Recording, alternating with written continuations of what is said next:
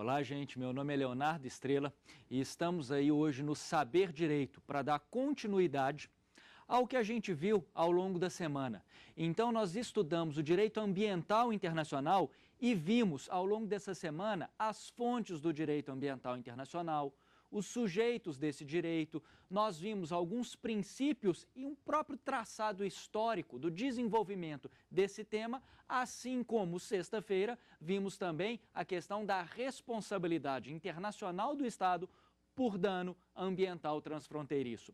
Então, hoje, eu me encontro aqui na presença dos acadêmicos, na presença da Cris, do Fabrício e da Ayla, tá? Acadêmicos, mas enfim, praticamente colegas de profissão, já estão quase todos formandos aí, vão passar exame da OAB, nadar de braçada. Então, hoje a gente vai simplesmente ver quais são as dúvidas referentes ao que vimos até essa semana e vamos já começar direto, passando a palavra aqui para a Cris. Professor, qual o impacto da questão do crescimento versus desenvolvimento econômico no meio ambiente? Beleza, Cris, obrigado pela questão. Olha, na verdade, essa questão nada mais é do que uma tradução do princípio do desenvolvimento sustentável. Ou seja, antigamente o que eu tinha? Eu tinha um embate direto entre, de um lado, crescimento econômico e, de outro, proteção ambiental. Traduzindo, os países à época imaginavam o seguinte: ou eu cresço economicamente, ou eu protejo a natureza. Os dois é impossível fazer, é impossível conciliar esses dois institutos. Em 1987, surge uma comissão internacional realizada, criada pela ONU, constituída pelas Nações Unidas, e essa comissão elabora um relatório, chamado Relatório Nosso Futuro Comum. Nesse relatório, o que ela estabelece? Ela estabelece a noção, o conceito de desenvolvimento sustentável, que nada mais é do que aquele que garante a satisfação das necessidades das gerações presentes, sem comprometer a satisfação das necessidades das gerações futuras, ou seja, é um conceito intergeracional que tenta o quê? Conciliar esses dois institutos. Então, hoje, é possível me desenvolver economicamente? É lógico, desde que com bases em sustentabilidade. Então, há sim relação. A relação hoje no direito ambiental ela é direta, ela é necessária e os estados a todo momento, ao agirem, intervindo diretamente na natureza, tem em vista essa proteção de mecanismos de sustentabilidade. Beleza, Cris? Valeu a pergunta. Vamos lá, Fabrício. Existe alguma organização para fiscalizar a atuação no meio ambiente dos estados? Boa pergunta, excelente, valeu. Na verdade, vamos lá. A gente tem aquela imagem, né, do direito interno. Poxa, o direito interno eu tenho a figura estatal eu tenho todo o aparato administrativo ou policial para fazer o quê? Valer essa fiscalização ambiental. Então, nós temos infrações administrativas, nós temos crimes ambientais, nós temos o Ministério Público com poder investigatório de fiscalização em ações ambientais. Então, o Estado brasileiro, de certo modo, tem toda uma estrutura para fazer essa fiscalização. Mas em âmbito internacional, Fabrício, em âmbito internacional nós temos um problema. Que problema que é esse? A sociedade internacional, ela não é subordinada como é aqui dentro. Em que sentido que eu tenho essa subordinação? Se vocês forem analisar o Estado brasileiro, vocês perceberão o seguinte: nós temos uma estrutura estatal de poder e embaixo os cidadãos. Então, o que esse poder central estabelece, nós cumprimos, tanto do ponto de vista legislativo quanto do ponto de vista fiscalizatório. Já no cenário internacional, nós não temos isso. Nós não temos isso porque cada Estado é uma entidade soberana. Se cada Estado é uma entidade soberana, eu tenho uma fiscalização que pode ser o quê? Mútua. Agora, uma fiscalização mútua, desde que seja condicionada a um tratado pré-existente. O que eu quero dizer com isso? Como o direito internacional, as normas são feitas para os Estados, só também são feitas pelos próprios Estados, nada impede que eles, num mecanismo de cooperação, prevejam um tratado internacional, dando poderes para eles mesmos fiscalizarem a atuação dos demais ou conferindo poderes a uma organização internacional para fazê-lo. Exemplo, para quem gosta de direito do trabalho, a Organização Internacional do Trabalho, a OIT, ela, por força do Tratado Constitutivo, possui poderes para fiscalizar os estados, para cobrar relatórios. A Corte Interamericana e a Comissão Interamericana de Direitos Humanos também possuem esses poderes. A Organização Marítima Internacional, a Agência Internacional de Energia Atômica. Então, todas essas organizações, quando o próprio tratado estabelece essa possibilidade, elas podem sim fiscalizar a atividade do Estado, tendo em vista na sua área de competência. Exemplo, a Agência Internacional de Energia Atômica vai fiscalizar o uso, a utilização da energia nuclear. Ela não vai fiscalizar tráfico ou trânsito internacional de espécies ou questões relacionadas ao direito marítimo. Mas dentro da sua esfera de competência, caso o Estado assim considere interessante que haja previsão em tratado, ele pode perfeitamente dar competência a organizações internacionais nessa prática fiscalizatória. Beleza, Fabrício? Vamos lá. Professor, de que modo o Estado pode ser responsabilizado em âmbito internacional por danos ao meio ambiente?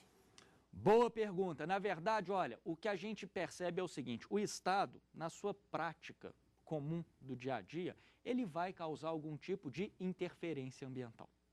Então, a primeira coisa que a gente tem que perceber é até que ponto essa interferência é uma interferência legítima e quando que eu tenho uma linha que divide um dano tolerável de um dano que é intolerável. Isso tanto em âmbito internacional quanto em âmbito interno. Exemplo, por que se eu pego um copo de agrotóxico, jogo no rio, não tenho dano ambiental? Aí se eu pego 2 copos e jogo, o Ministério Público vem em cima de mim, poluidor, degradador. Qual que é a diferença? Na verdade, a diferença é o seguinte, o dano na esfera internacional, para ele ser intolerável, capaz de responsabilizar um Estado, ele tem que ser um dano chamado significativo.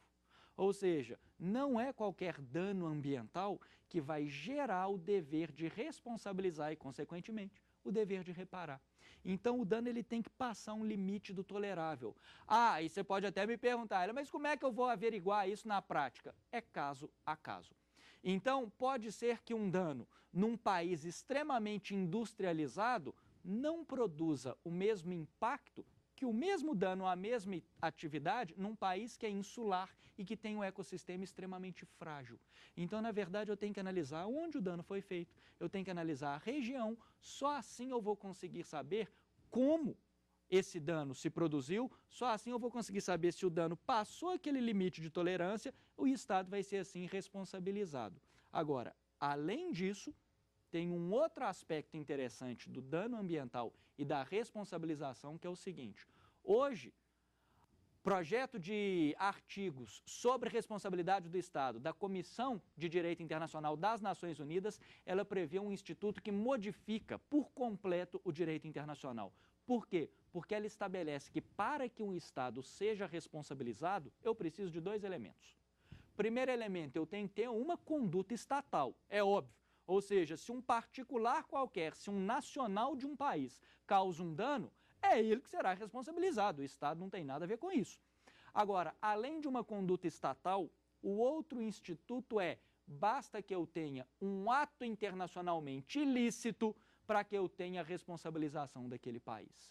Então, retomando a sua pergunta, além da questão do dano ambiental, existe um outro instituto que é o seguinte, como que o Estado então será responsabilizado? Simples, basta que ele descumpra o direito internacional.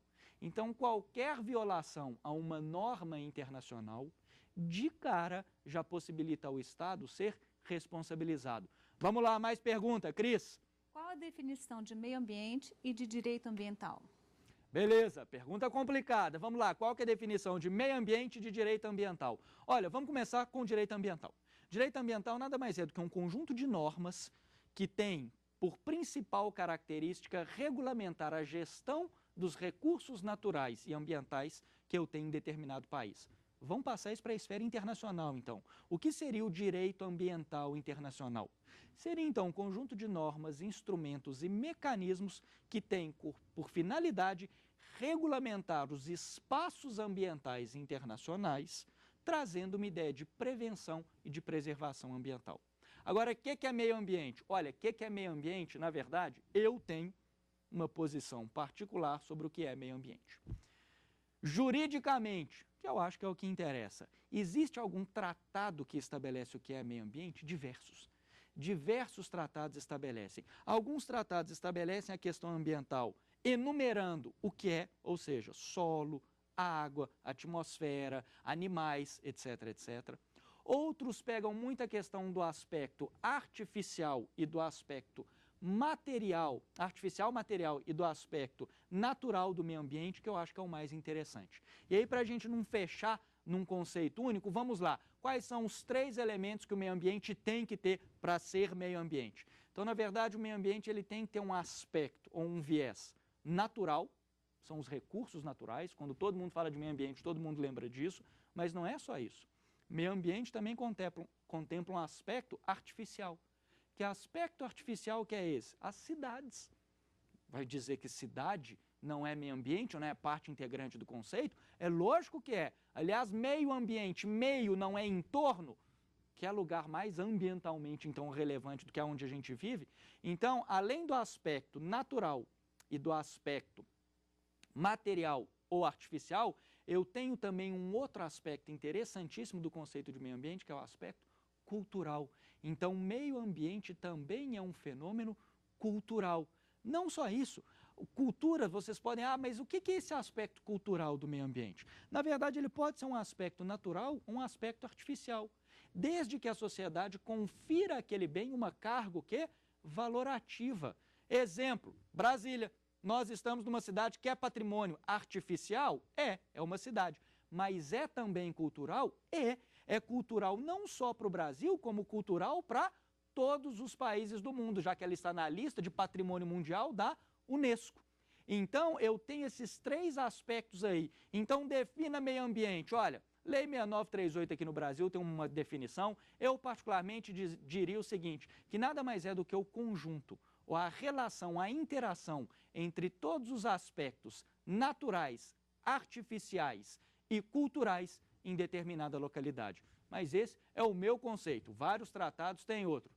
Bom, gente, então a gente fica aqui com esse primeiro bloco de perguntas, voltando aí para mais respostas daqui a pouquinho.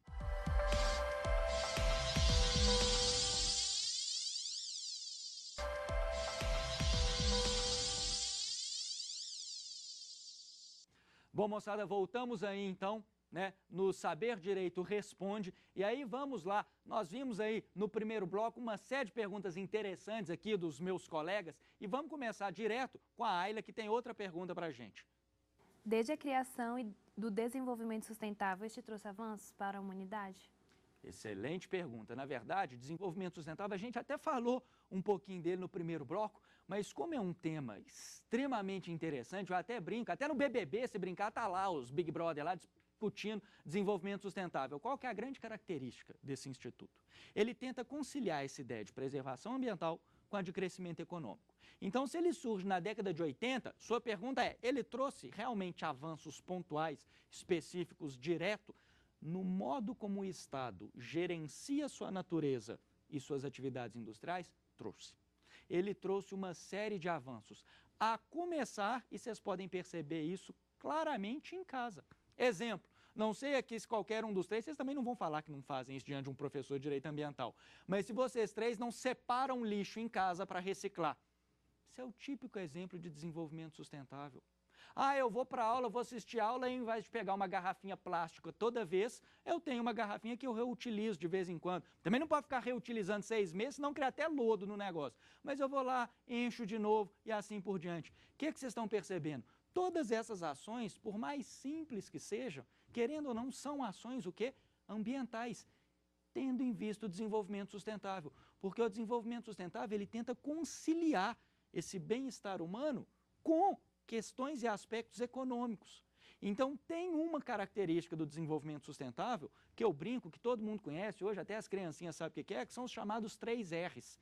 O que são os 3 R's? Eu, a todo momento da minha cadeia produtiva econômica, eu tenho que ter aspectos ambientais. Então, eu tenho que tentar reduzir, reaproveitar ou reutilizar e reciclar um produto. Ou seja, eu tenho que fazer com que aquele produto seja o máximo possível utilizado para que eu não tenha a produção de um novo produto derrubando a árvore, alimentando ou tendo mais energia, etc, etc. Então, teve mudança?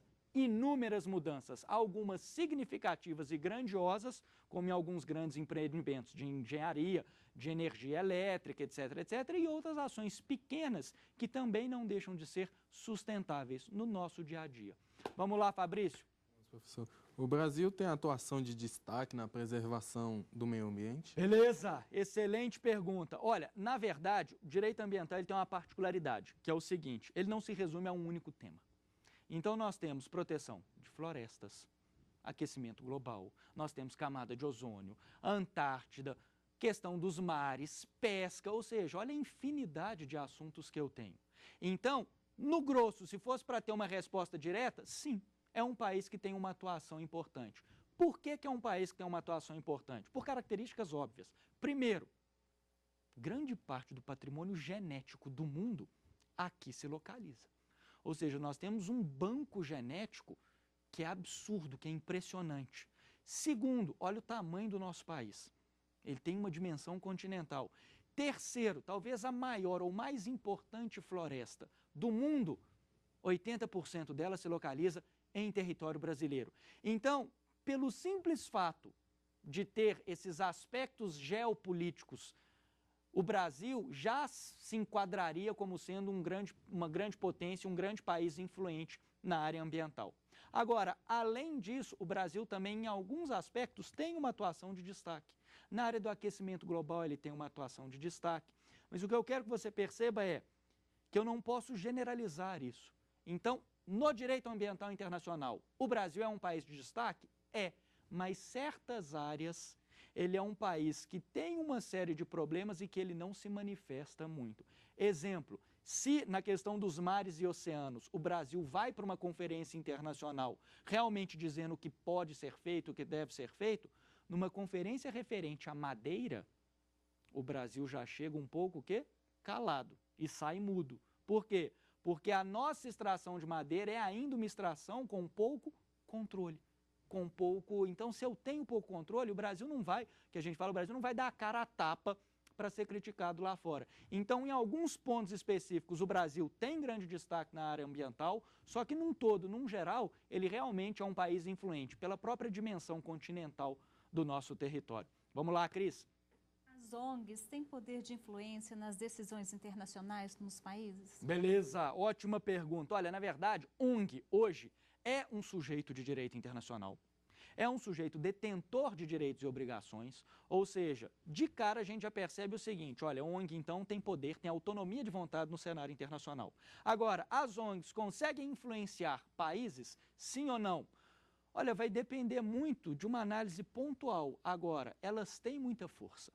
Elas têm muita força, elas têm muita influência e a gente consegue perceber isso com alguns exemplos. Primeiro exemplo, vamos lá, uma conferência que eu acho que todo mundo lembra dela, a ECO 92. A ECO 92 realizada aqui no Rio de Janeiro. Então, paralelamente à Conferência dos Estados Soberanos, em que se discutiram diversas normas internacionais, eu tive também, acontecendo em paralelo, uma conferência somente de organizações não governamentais. E ao final da conferência, essas ONGs elaboraram um documento e encaminharam a todos os estados na Conferência Principal de Estados Soberanos. Esse documento das ONGs foi sim levado em consideração. Elas tiveram um papel ativo na elaboração, por exemplo, da Agenda 21, que é um documento que prevê as metas que os estados devem alcançar e as ações deles para que se alcance o desenvolvimento sustentável. E outra, existem certas organizações internacionais que todo mundo sabe que tem um viés internacional e uma inserção política muito grande. Olha o peso, por exemplo, de uma opinião do Greenpeace Internacional, da WWF, que é aquela do ursinho panda. Olha o peso que tem a União Internacional para a Conservação da Natureza. Essas organizações, existem inúmeras outras, mas essas especificamente, elas são tão respeitadas, que a UICN, por exemplo, a União Internacional para a Conservação da Natureza, ela tem assento na Assembleia Geral das Nações Unidas. Ela não tem poder de voto, mas ela é membro observadora. A UICN é depositária de tratados internacionais. A Convenção sobre Zonas Úmidas, Convenção de Ramsar, está lá na UICN. O Greenpeace realiza pesquisa na Antártida, junto com diversos outros países. O WWF agiu ativamente na elaboração da Convenção sobre Espécies Ameaçadas de Extinção e de seu comércio, em 72, a Convenção CITES. Ou seja, elas têm sim um papel fundamental e importante de inserção e força política, pressão política, para que os estados adotem normas internacionais de gestão eficiente. Vamos lá, Ayla. Professor, qual é a sanção mais eficaz para quem comete danos ao meio ambiente, na sua opinião? Sanção mais eficaz para quem comete danos. Eu poderia ser daqueles radical, corta o braço da pessoa. Mas não, na verdade, em âmbito internacional, eu tenho diversas sanções. Eu acho que antes até de se falar em sanção, a gente tem que estabelecer o seguinte: a prática do meio ambiente é uma ação preventiva. Por quê? Porque na imensa maioria das vezes, uma vez causado um dano, esse dano será irreparável, irreversível. Desapareceu uma espécie, acabou, já era. Então, o direito internacional ambiental todo, assim como o direito interno também, a nossa Constituição prevê isso, ele caminha no sentido de prevenir o dano do que propriamente agir pós-dano, repará-lo. Agora, uma vez que o dano aconteceu, eu tenho medidas, eu tenho institutos para tentar fazer, ou seja, para tentar punir, reverter aquilo ali? Tenho. Então, se vocês forem analisar a convenção, o projeto de artigos da CDI, da Comissão de Direito Internacional sobre Responsabilidade, ele traz o quê? Ele traz que quando eu tenho uma situação de dano, a primeira medida que eu tenho que tentar é a restitutio in integrum, que aí todo mundo lembra do direito civil, ou seja, a recuperação. É tentar fazer ou voltar ao meio ambiente, ao seu estado, ao estado em que ele se encontrava antes da ocorrência do dano. Agora, às vezes eu não reparo, não é possível reparar. Se não é possível reparar, eu caio também na indenização, ou seja, medidas compensatórias. Ah, desapareceu aquela montanha, é possível repará-la? Por mais difícil que seja arbitrar um valor para a natureza, ou seja, é difícil também arbitrar um valor para dano moral, mas isso não impede o judiciário de conceder uma indenização. Então eu tenho a indenização. E no direito internacional ainda existe um último instituto interessantíssimo que não há em âmbito interno, que é a satisfação. O que é a satisfação? Quando um país viola o direito, às vezes, Brasil e Argentina. A Argentina causou um dano no Brasil. O Brasil pegou lá o serviço de limpeza dele, o IBAMA, quem seja, foi lá, recuperou tudo.